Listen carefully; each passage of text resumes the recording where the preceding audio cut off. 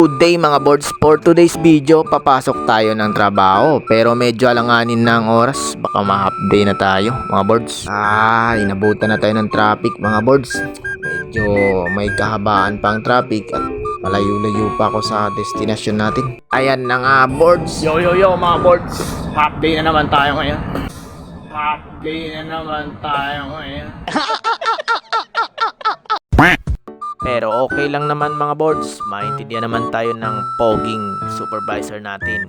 At ngayon mga boards, ituturo ko kayo sa daanan ng Road to Forever.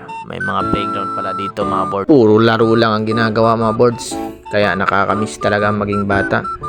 Sana maging bata na lang tayo ulit, kasi namimiss ko yung buhay na kagaya nito. Laro-laro lang tayo. Hindi ko na pala na-videoan yung pag-akyat ko mga boards. Medyo umulan kanina. Ngayon, tumatambay-tambay tayo para magpalamig saglit. Ito nga pala ang kaibigan ko, si Shirley na Bibo. At si Ma'am Rods nga pala mga boards, ang masiyahing nanay natin na galing pang Mampang. Si Aisel nga din pala mga boards, na di alya-alya na tiga Bitali.